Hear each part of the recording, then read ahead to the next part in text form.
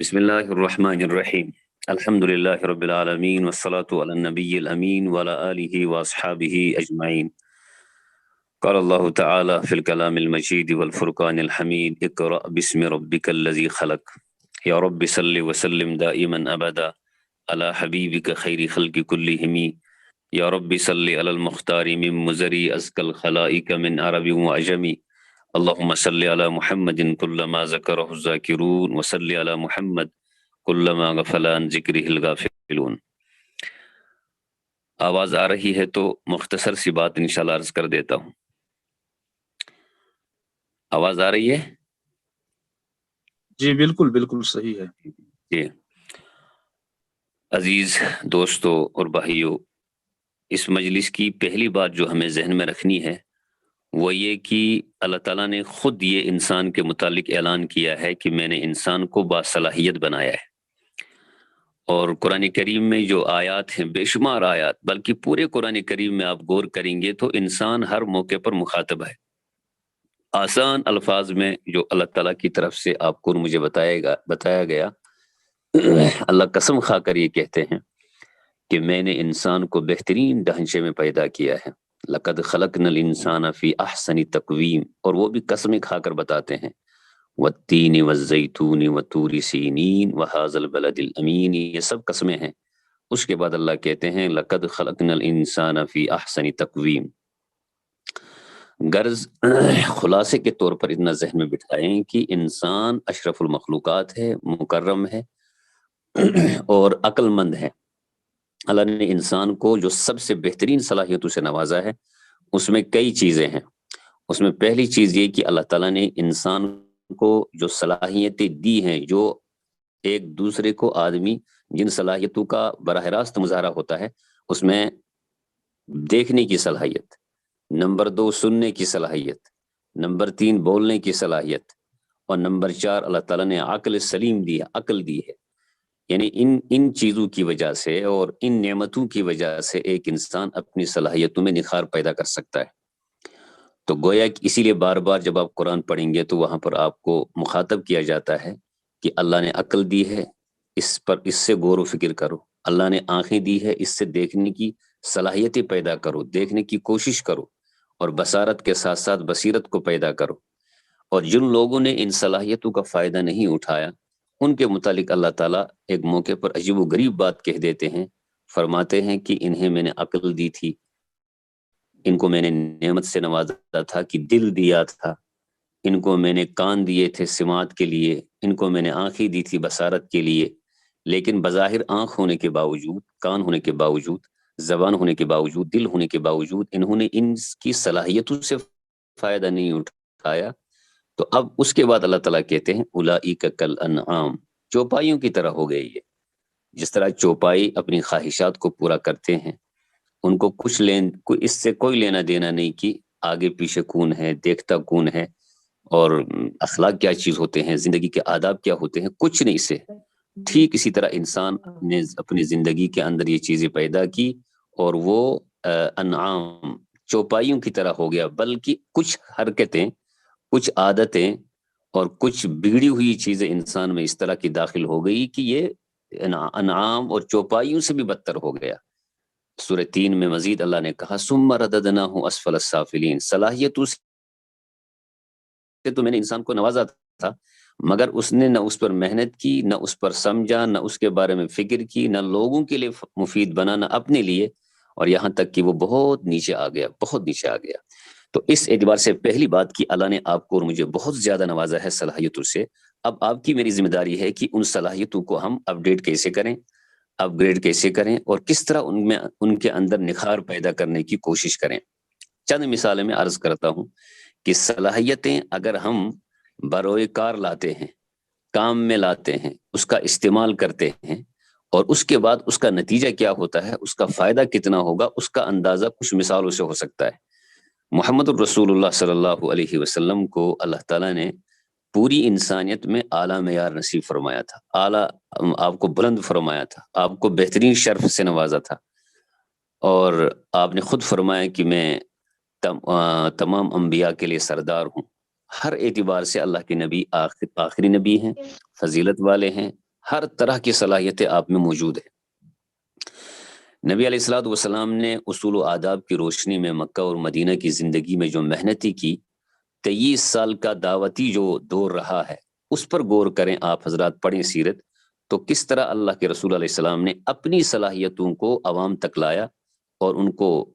خرچ کیا، اور کس طرح صحابہ کو اس کے لیے تیار فرمایا، جس کی وجہ سے پوری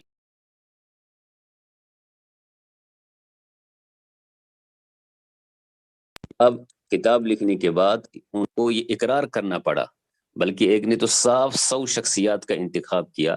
اور اس انتخاب کے بعد اس نے صاف کہہ دیا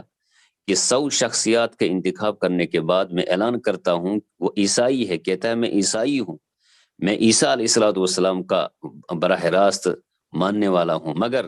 مجھے اس میں ذرہ برابر بھی شرم و عار نہیں ہے اور کوئی تأمل نہیں ہے، اور مجھے اس پر غور و فکر کرنے کی بھی اب ضرورت نہیں ہے، یہ کہنے میں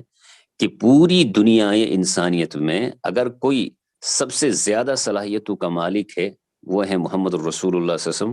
اور اس کے علاوہ جس نے صلاحیتوں کا صحیح استعمال کیا ہے، جس کی وجہ سے پوری دنیا اور پوری انسانیت میں انقلاب برپا ہوا، بہت مختصر سے دور میں 23 سالہ دور، وہ صرف محمد الرسول اللہ ہیں۔ پوری عیسائی انسانیت کو، دنیا کو اس نے چیلنج کیا اس پر،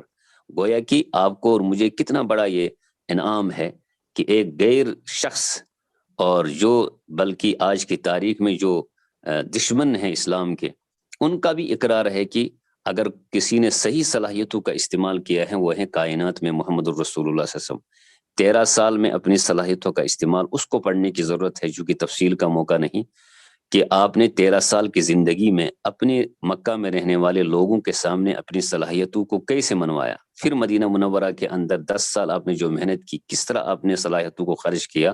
اور پوری دنیا میں انقلاب، اور اس دور میں جو جو مراحل آ گئے، جن جن موقعوں پر غیروں سے مقابلہ ہوا، اس میں جو آپ نے صلاحیتوں کا اظہار کیا ہے، اس کو پڑھنے کی ضرورت ہے۔ جب کتابیں ہم پڑھتے ہیں، دیکھتے ہیں، پھر اس میں قرآن کریم کو براہ راست پڑھنے کا جو آپ کو اور مجھے موقع ملتا ہے، ہم پڑھتے ہیں، اس میں مزید دیکھنے کی ضرورت ہے۔ اللہ تعالیٰ نے انبیاء کا جو تذکرہ کیا ہے، اس میں دیکھیے انبیاء کی صلاحیتوں کا الگ الگ تذکرہ آپ کو ملے گا۔ مفسرین نے تذکرہ کیا، تاریخ میں تذکرہ ہے۔ مثلا داؤد علیہ الصلوۃ والسلام کے بارے میں، یا اسی طرح کیا کہتے ہیں حضرت نوح علیہ السلام کے بارے میں، حضرت یوسف علیہ السلام کے بارے میں، جو اللہ نے ان کی ہم تو براہ راست پیغمبر کی اعتبار سے دیکھتے ہیں، لیکن ان پیغمبروں میں جو الگ الگ صلاحیتیں تھی، پھر ان کا استعمال۔ نوح علیہ السلام کو اللہ نے پیغمبر بنایا، 950 سال آپ کو دیے گئے، دعوتی اعتبار سے آپ نے دن رات محنت کی، لیکن دعوتی صلاحیت ہونے کے ساتھ ساتھ آپ کو اللہ تعالیٰ نے اس پر بھی نگراں رکھا کہ آپ کو میری نگرانی میں آپ کو کشتی بنانا ہے، یعنی کشتی ساز تھے وہ، اور اتنی بڑی کشتی تیار کی اپنی صلاحیت سے کہ کہنے والے کہتے ہیں کہ آج کی تاریخ میں جو آپ اور ہم ٹرینوں کا استعمال کرتے ہیں، بڑی بڑی ٹرینیں 500 ڈبے ٹرین کے ایک منزل میں سما سکتے تھے، جو کشتی حضرت نوح علیہ السلام نے تیار کی تھی۔ تو گویا کہ اپنی صلاحیت کا صحیح استعمال۔ اور اسی طرح داؤد علیہ السلام تو زرہ ساز تھے، اور آج کی تاریخ میں وہ کتنے بڑے پیمانے پر اس کام کو کیا جاتا ہے، اور کرنے والے کرتے ہیں۔ اچھا، یوسف علیہ السلام کا قرآن میں تذکرہ ہے کہ بحیثیت ماہر پلاننگ تھے، اسی طرح مینجمنٹ کے بڑے ماہر تھے۔ صاف حضرت یوسف علیہ السلام کو جو صلاحیت اللہ تعالیٰ نے دی تھی، اس کا تو صاف اعلان انہوں نے کیا کہ میں ہی وزیر خزانہ بن سکتا ہوں۔ صلاحیت جس شخص میں ہوتی ہے، اور اس کے بعد جب اس کو لگتا ہے کہ میرے سامنے واقعی میری صلاحیت کا کوئی ٹکر کا نہیں ہے، اس کو شریعت نے بھی حق دیا ہے کہ وہ صاف کہہ دے کہ میں اس صلاحیت کا مالک ہوں۔ یوسف علیہ السلام نے فرمایا کہ انی حفیظ علیم،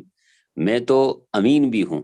ساتھ میں اس کا علم بھی رکھتا ہوں، اس لیے مجھے ہی حق ہے وزیر خزانہ بنایا جائے۔ اور اس وقت تاریخ یہ کہتی ہے، قرآن یہ کہتا ہے، پوری تاریخ اسلام اس کی گواہ ہے کہ یوسف علیہ السلام کے علاوہ کوئی اور وزیر خزانہ نہیں بنا۔ یہ چند مثالیں اس لیے دی کہ وہی قرآن آپ کے سامنے اب بھی ہے، تاریخ وہی ہے۔ آپ میں جو ہم میں اللہ تعالیٰ نے صلاحیتیں الگ الگ انداز سے رکھی ہیں، تو پہلی میری آپ کی ذمہ داری ہے کہ صلاحیتوں کو حاصل کریں، کوشش کریں،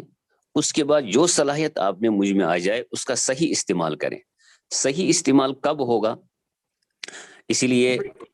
ہمارے جو فقہا اور علماء محدثین گزرے ہیں پیچھے سے، ان کو پڑھنے کے بعد اندازہ ہوگا صحیح استعمال کیسے ہوتا ہے۔ مولانا اشرف علی تھانی صاحب رحمۃ اللہ علیہ کا نام آپ نے سنا ہوگا، تازہ قریب کے اکابرین میں ہے،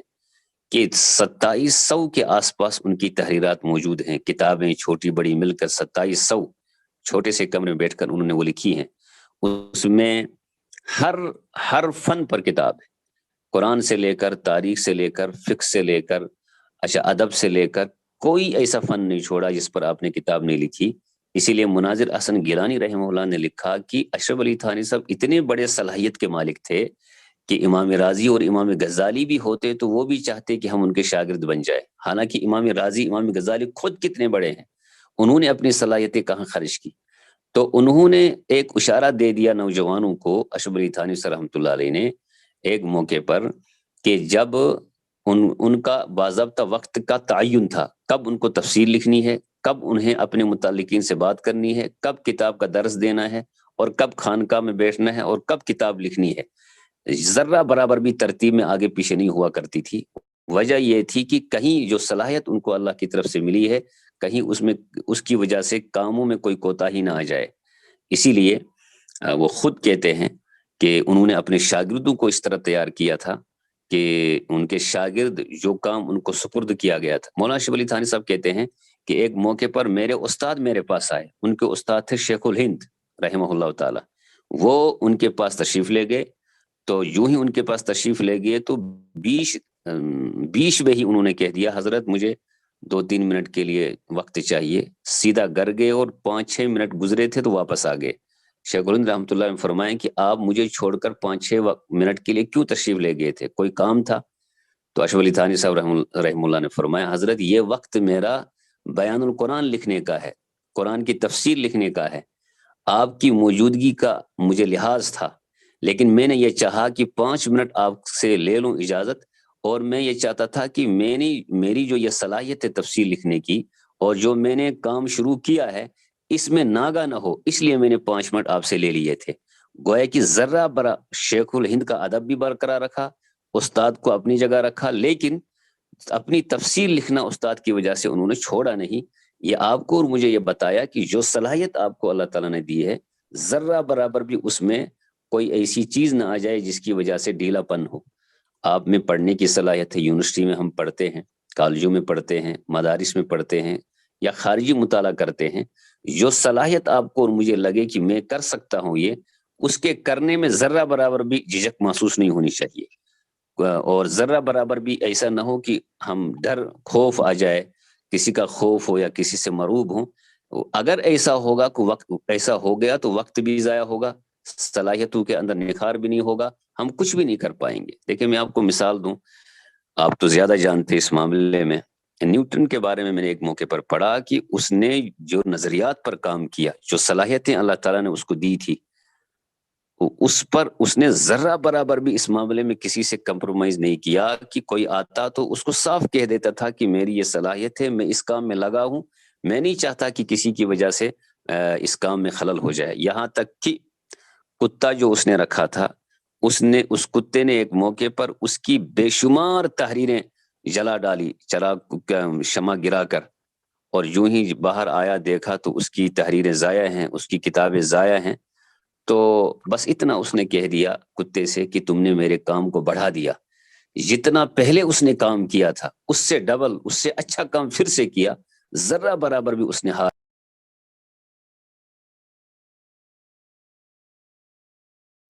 ہمارے اکابرین کے اندر یہ چیز مسلسل پائی جاتی۔ مفتی شفیع صاحب جو مفتی اعظم رہے اپنے دور کے، وہ کہتے ہیں اپنے بیٹوں سے، مفتی تقی عثمانی صاحب، مفتی رفیع صاحب، ان کو کہا کرتے تھے بیٹے سے، وہ خود کہتے ہیں مفتی تقی صاحب کی ایک موقع پر ہم سے کہا کہ میں بہت پریشان ہوں اس سلسلے میں کہ جب میں بیت الخلا جاتا ہوں، لیٹرین چلا جاتا ہوں، تو اس وقت جو ہے میرا وقت، مجھے لگتا ہے میرا وقت ضائع ہوتا ہے، کیونکہ میں اس وقت اپنی صلاحیت کے اعتبار سے کام نہیں کر پاتا ہوں، اس وقت میں اپنی ضرورت پوری کرنے میں بیت الخلا میں لگ جاتا ہوں۔ تو کہتے ہیں میں بہت پریشان رہا، تو ایک دن کہنے لگے بیٹو سے کہ الحمدللہ وہ مسئلہ بھی حل ہو گیا کہ بیت الخلا جانے کے بعد جتنی دیر میں وہاں بیٹھتا ہوں پیشاب کی غرض سے، وہ وقت بھی میں ضائع نہیں کرتا۔ تو بیٹوں نے کہا حضرت بیت الخلا میں کیا ہوتا ہے، وہاں پر کیا کن صلاحیتوں کا آپ استعمال کرتے ہیں؟ فرمایا مجھے اچانک اس طرف ذہن گیا کہ جتنی دیر میں بیت الخلا میں رہوں اتنی دیر میں بیت الخلا کا لوٹا پانی سے دھوتا رہوں، تاکہ یہ جو دھونے کی صلاحیت مجھ میں ہے اور جو اتنا وقت میں اندر گزاروں وہ بھی مجھ سے ضائع نہ ہو جائے، کہیں ایسا نہ ہو میں مجرم بن کر کھڑا ہو جاؤں۔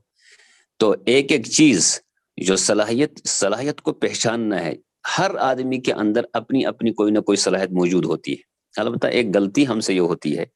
ہم ہر کوئی آدمی یہ چاہتا ہے کہ میں ہر کوئی کام کروں۔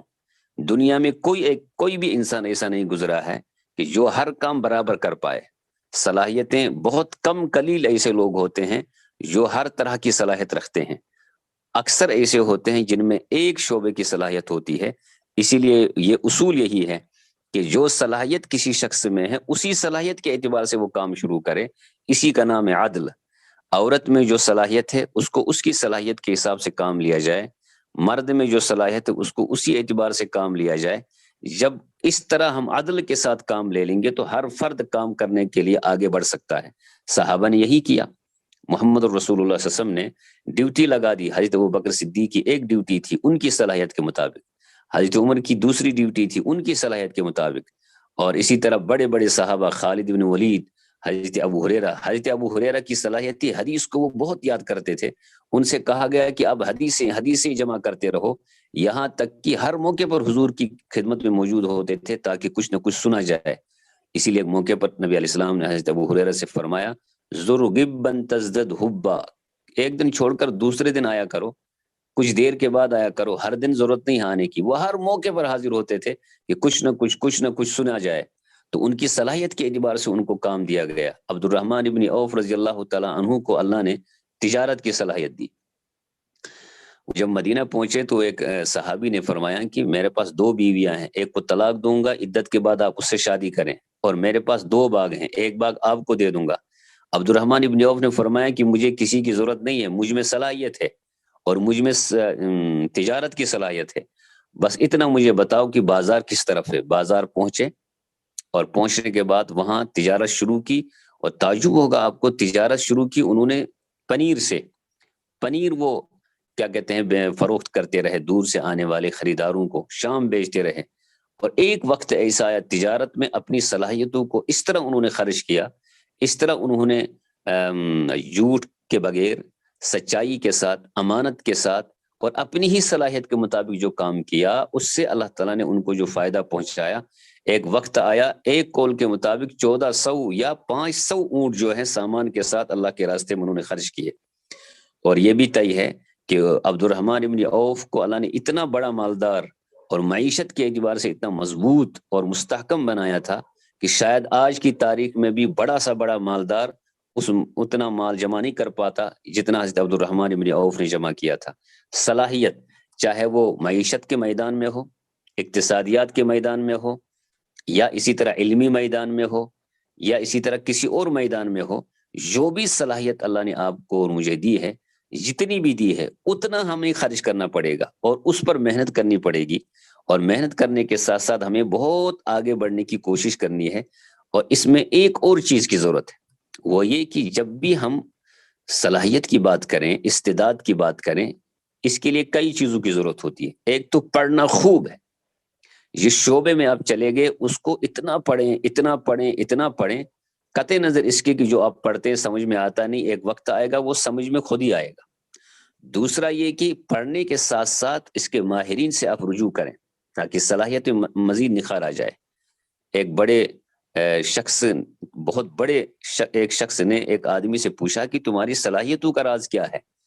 تم اتنی زیادہ صلاحیت کے مالک کیسے بنے؟ وہ کہنے لگا کہ جو مجھے تنخواہ ملتی ہے اس کا 10% میں اپنی صلاحیت پہ خرچ کرتا ہوں۔ ہم شاید نہیں کر پاتے ہیں، تھوڑا بہت پیسہ اپنی زندگی پر خرچ کرنے، کھانے پینے کے لیے رکھیں، اس کے علاوہ جو صلاحیتیں دوسروں کے کام آ جائیں اس صلاحیت پر اپنا پیسہ خرچ کیا جائے، ایک وقت آئے گا ہم بہت بڑا کام کر سکتے ہیں۔ اور آج کی تاریخ میں وسائل بھی ہیں، نئی ایجادات ہیں، نئے انکشافات ہیں، بہت کم پیسے پر بھی ہم اپنی صلاحیتوں کو بڑھا سکتے ہیں کسی بھی میدان میں۔ نمبر 1۔ نمبر 2 چیز یہ کہ ہم کسی ایک میدان میں یہ نہ سوچے کہ ہمارے لیے کوئی خاص میدان ہے. ہم کسی بھی میدان میں اپنی صلاحیت کو جب ہم نکھاریں گے اور اس کا استعمال کریں گے، نیت یہ کریں گے کہ ہم اللہ کی رضا کے لیے کر رہے ہیں، تو ہر میدان میں عبادت بن جائے گی. ابھی میں نے عرض کیا آپ کے سامنے قرآن کریم کی تلاوت کی، اقرأ بسم ربک الذی خلق. قرآن کریم نے صاف کہہ دیا اقرأ، پڑھیے یا رسول اللہ. محمد رسول اللہ صلی اللہ علیہ وسلم پر قرآن نازل.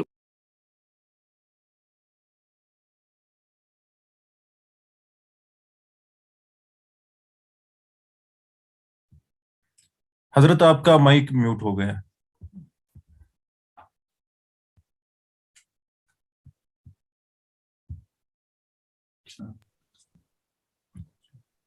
جی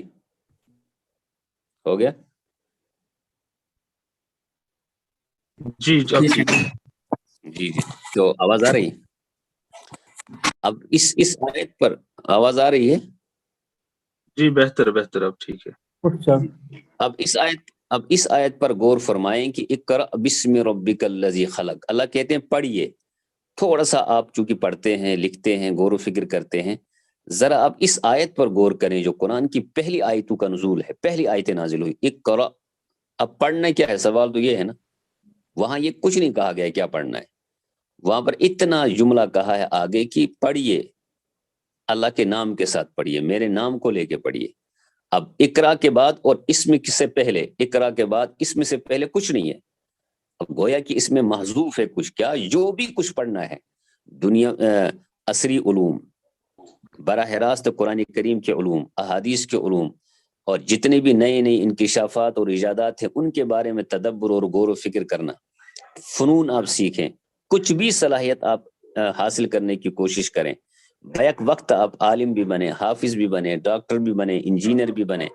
آپ کوئی بھی سبجیکٹ آپ اپنے لیے خاص کریں. قرآن کے کرو اقرأ بسم ربک الذی خلق. ایک شرط قرآن نے لگائی ہے، پڑھنے کے ساتھ ساتھ، سیکھنے کے ساتھ ساتھ کچھ بھی آپ کریں، کہیں بھی رہیں، یونیورسٹی سے لے کر نیچے تک، مکتب سے لے کر کہیں بھی آپ رہیں، آپ زمینداری کا کام کریں، کچھ بھی کریں، قرآن کہتا کرو،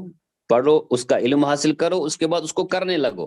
البتہ ایک شرط لگائی ہے کہ جو بھی صلاحیتیں آپ اپنی استعمال کریں گے اور کرنا ہے، جو آدمی اپنی صلاحیتوں کا استعمال نہیں کرے گا وہ اللہ کے یہاں مجرم ہوگا. اللہ اسے پوچھیں گے. اگر شوہر ہے تو اپنی بیوی کے لیے مفید نہیں ہے، بیوی ہے تو شوہر کے لیے مفید نہیں ہے، اور دونوں مل کر اپنے گھر والوں کے لیے مفید نہیں بنیں گے، اور سب مل کر پوری امت کے لیے مفید نہیں بنیں گے، صلاحیتوں کا استعمال نہیں کریں گے، تو اللہ کے یہاں مجرم ہوں گے. اور قرآن اور احادیث کی روشنی میں یہی واضح چیز ہے. یہاں پر اشارہ آپ کو مجھے دیا گیا کہ اللہ کے نام کے ساتھ پڑھو. جو بھی کچھ پڑھنا ہے، اس کا مطلب یہ ہوا کہ قرآن پڑھیں، تفسیر پڑھیں، کچھ بھی پڑھیں، اگر اللہ کا نام نہیں ہے اس میں ریا ہے،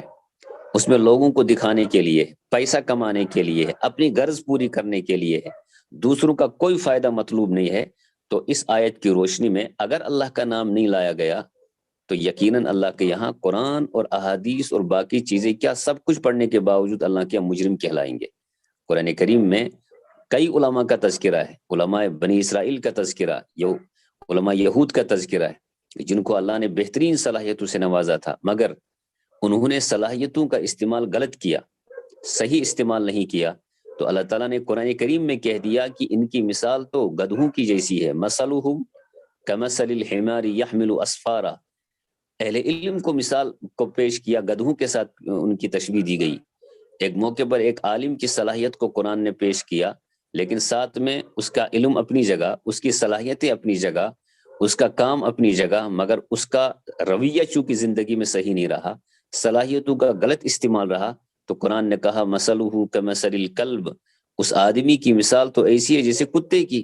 ہم تو ایک دوسرے کے لیے استعمال کرنا بھی مناسب نہیں سمجھتے، لیکن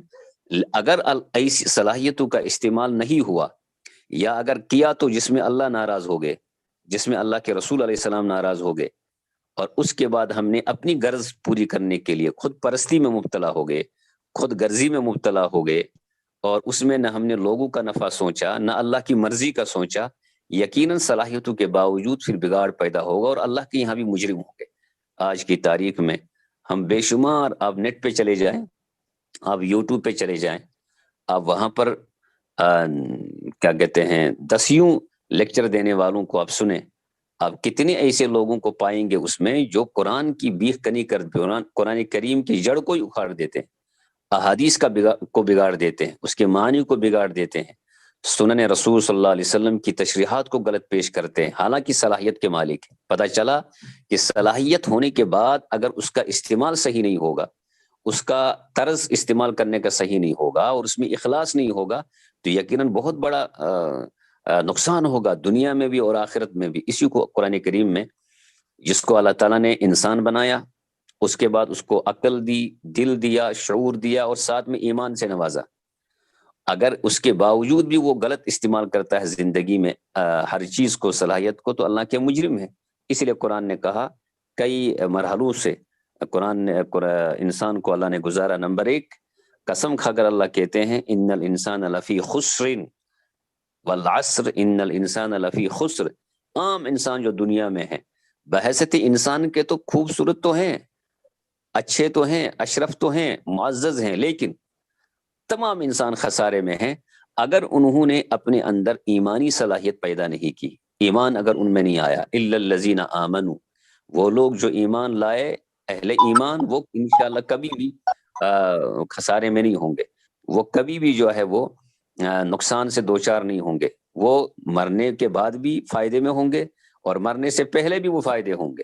ایمان کے بعد اب ایمان کے اعتبار سے استحکام پیدا کرنے کا جو ذریعہ ہوگا وہ ہوگا وعامل الصالحات۔ اب اعمال کی تشریح اب کتابوں میں پڑھیے اور ہر جگہ پڑھیے کہ اعمال صالحہ کا مطلب ہے جو صلاحیت آپ کو اللہ تعالیٰ نے دی ہے، وَمِمَّا رَزَقْنَاهُمْ يُنْفِقُونَ، جو بھی صلاحیت اللہ تعالیٰ نے آپ کو دی ہے اپنے لیے خرچ کریں، اپنے بچوں کے لیے کریں اور شرط رکھیں کہ اللہ میرا راضی ہو جائے۔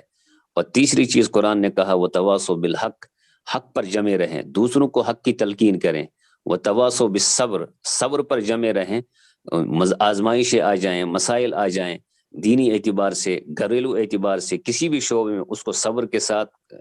برداشت کرتے رہیں اور دوسروں کو صبر کی تلقین کریں، اور پھر قرآن اور احادیث اور تاریخ اور جتنے بھی شعبوں سے متعلق جو بھی معلومات ہیں اس کو حاصل کرنے کی کوشش کریں اور اللہ کی رضا کے لیے، اللہ کی مرضی کے لیے اس کو استعمال کریں، دوسروں تک پہنچانے کی کوشش کریں۔